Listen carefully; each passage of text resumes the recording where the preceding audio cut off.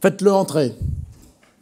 En face du président, le public parsemé, 3 jeunes étudiantes sorties quelques heures de la Sorbonne pour se frotter aux petites frayeurs des délinquants d'habitude, un prévenu dans une autre affaire et 2 grands-mères si impatientes de voir la bête qu'elles en oublieraient presque qu'à trop rester, elles risquent de rater le motus spécial grandes écoles qui devait se tenir à 17h.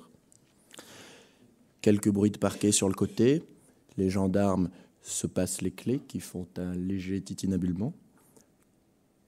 Un verrou, clic, 2, la porte grince, on entend monter quelques petites marches de bois, et le voici qui apparaît. Un grand frisson parcourt le public. Le voici donc, Prosper, le patron du bois de Boulogne. Pour lui, pas un regard au tribunal, ni au parquet, pas même à son avocat, qui tente d'attirer son attention sous le box pour lui dire d'avoir l'air contrit, d'avoir l'air de s'excuser. Non, la seule chose qu'il regarde, c'est en face de lui, le banc des parties civiles, la place naturelle des victimes. Personne. Une satisfaction narquoise vient mourir sur ses lèvres. Il relève la tête, remet le col de sa veste et se tourne avec confiance vers le président. Avec confiance, parce qu'il le sait, lui. Pas de criminel sans victime. Monsieur le Président, Mesdames, Messieurs les jurés, chers confrères, Mesdames et Messieurs, cette scène, vous le savez, est on ne peut plus commune. Les victimes de la traite des êtres humains, de l'exploitation sexuelle, puisque c'est la majorité des cas et le sujet qui nous préoccupe ce soir, sont régulièrement absentes du procès de leur le bourreau. D'abord parce qu'en France, il n'y a pas de victimes sans plainte. Or, 80% des prostituées sont étrangères et généralement sans papier, parfois contraintes de venir. Alors, aller voir la police, c'est assurément se jeter dans la gueule du loup. Et bien sûr, on se réjouit dans les milieux à l'aise, dans leur générosité collective, de ce que la Convention du Conseil de l'Europe impose, un délai de 30 jours de rétablissement et de réflexion, pendant laquelle aucune mesure d'éloignement ne peut être prononcée contre une personne dont il existe des motifs raisonnables de croire qu'elle est victime de la traite. Mieux, on fait de beaux rapports, avec les mots soulignés et puis mis en gras, parfois même en couleur. Le gouvernement français est particulièrement avancé. Il décerne un titre de séjour de 6 mois ou d'1 an, pour la victime, qui devient même permanent si le proxénète dénoncé est condamné. Et même en cas de relax, si la victime parle français et a trouvé un emploi, elle pourra rester. En théorie, bien sûr, mais en pratique, c'est autre chose. Voyez plutôt, 20 000 personnes recensées par l'Office central pour la répression de la traite des êtres humains, comme se prostituant en France en 2010, un chiffre stable depuis plusieurs années. Que fait-on? Devinez combien de titres de séjour temporaires pour les victimes en 2010? 83. Et de titres de séjour permanents? C'est plus fort. 0. 0. Quel est l'intérêt pour une prostituée de venir dénoncer des faits dont elle est victime si les conditions de sa prise en charge ne sont pas réunies, et en particulier si on la renvoie directement chez elle?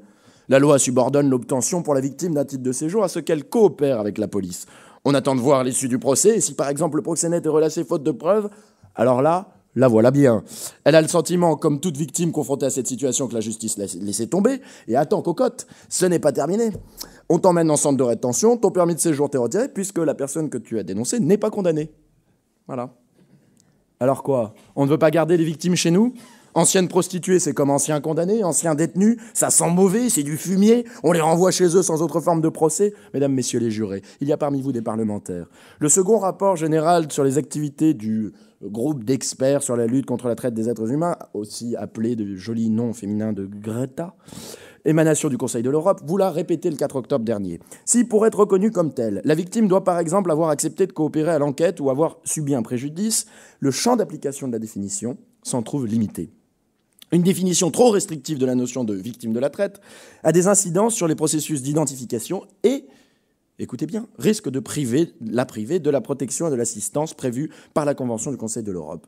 Risque de les priver alors qu'ils devraient en bénéficier. Mesdames, Messieurs les jurés, saisissez-vous de ce sujet. Ne nous réduisez pas à devoir défendre les victimes de la traite en leur absence, comme on me le demande, parce que leur calvaire ne rentrerait pas exactement dans une définition administrative. Ne laissez pas à l'appréciation souveraine, c'est-à-dire souverainement administrative de l'exécutif, la détermination de l'octroi ou non d'un titre temporaire de séjour. Il est temps d'avoir un canal identifiable et unique d'obtention de ces titres de séjour pour le cas particulier des victimes de la traite. Car défendre la victime de la traite en son absence, c'est d'abord un aveu d'impuissance. L'impuissance d'assurer leur présence, qui cache souvent l'impuissance à les protéger.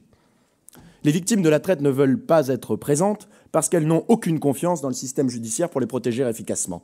Comment les en blâmer, alors que la mission parlementaire d'avril 2011 sur la prostitution en France notait elle-même que les familles des victimes de la traite ayant porté plainte n'étaient pas protégées, si bien que les représailles indirectes étaient faciles à prendre par les proxénètes. Voyez ces victimes apeurées, identifiées ou ayant porté plainte, traversant la procédure pénale comme des sylphides, absentes pour la déposition au cours de la garde à vue de leurs proxénètes, absentes lors des convocations du juge d'instruction, absentes aux confrontations, absentes quand leurs avocats les appellent, absentes quand on les cherche, absentes pour le procès, absentes même pour l'indemnisation. Pas de nom, je vous en supplie, je ne suis rien, semble-t-elle dire. Comme au bon vieux temps, la femme publique est une femme sans visage.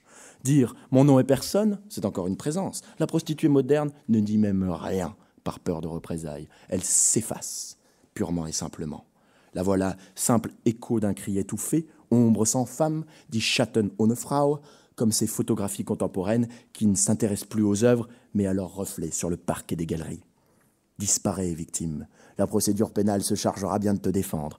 Qu'a-t-on besoin de ta présence ? Le proxénète sera condamné, même en ton absence, pour peu que la police l'ait un peu filé et qu'il ne puisse pas expliquer ses revenus. Tu sais, c'est son procès, pas le tien.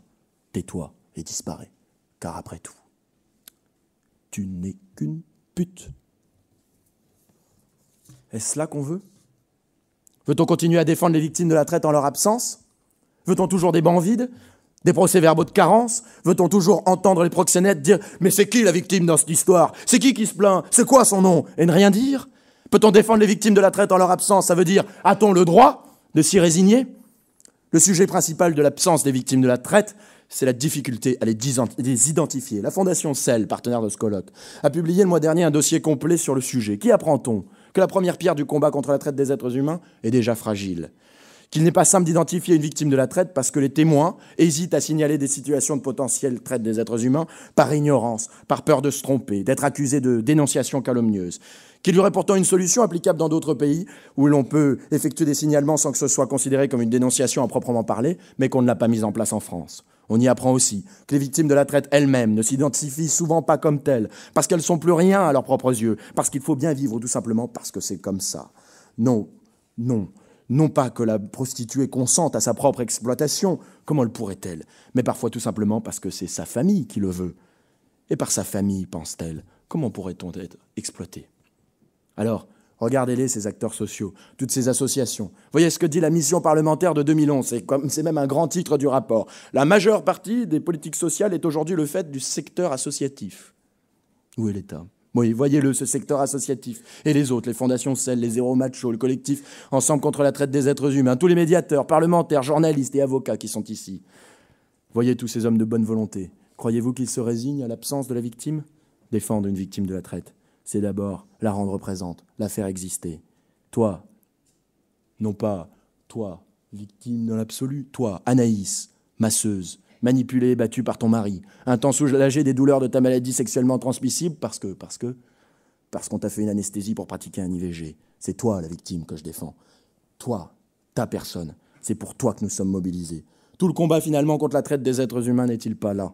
Qu'à un moment l'absence s'évanouisse et que le masque de la victime de la traite s'arrête sur un visage, un nom, une identité, une personne défendue dès avant sa présence et qui maintenant se tient devant son bureau, au procès pénal ou ailleurs, et lui dit « Avant, je n'étais qu'une ombre derrière toi, et maintenant, regarde-moi, j'existe sans toi. »